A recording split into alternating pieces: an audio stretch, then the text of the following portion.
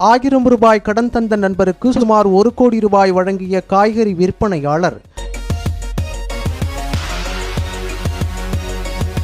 ராஜஸ்தான் மாநிலம் கோட்புட்லி பகுதியை சேர்ந்தவர் காய்கறி வியாபாரி அமித் சோஹைத்ரா.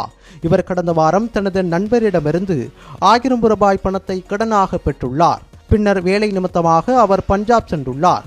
அங்கு அப்பணத்தை கொண்டு பஞ்சாப் ஸ்டேட் லோட்டரிஸ் தீபாவளி பம்பர் 2025 டிராவில் 11 கோடி ரூபாய்க்கான லாட்டரி சீட் 2 வாங்கியுள்ளார். 32 வயதான அமித் சோஹித்ராவின் இந்த நாள் வரையிலான கஷ்டங்கள் அனைத்தும் ஒரே இரவில் மாறியது.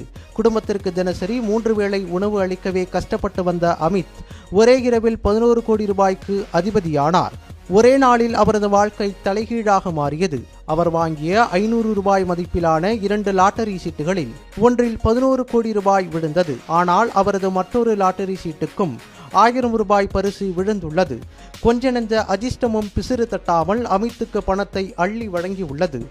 அதனையடுத்து பணத்தை பெற்றுக்கொள்வதற்காக அமித் தனது ஆதாரங்களை அரசிடம் ஒப்படைத்துள்ளார். பின்னர் செய்தியாளர்கள் அவரை பேட்டி எடுத்தனர். அப்போது அவர், என் வாழ்நாள் கஷ்டங்கள் எல்லாம் பறந்து போயிற்று. இனி என் குடும்பம் கஷ்டப்படாது.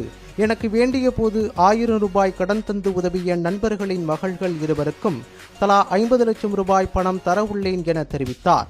தான் 11 கோடி ரூபாய்க்கு அதிபதியாகியும் தனக்கு உதவிய நண்பரை கைவிடாமல் அவருக்கும் பகிர்ந்தளித்த அமித்தின் நல்ல உள்ளத்தை ராஜஸ்தான் மக்கள் பாராட்டி வருகின்றனர். இவரது நன்றி உணர்வுக்கு சமூக வலைதளவாசிகள் மிகுந்த பாராட்டுகளை தெரிவித்து இருக்கின்றனர்.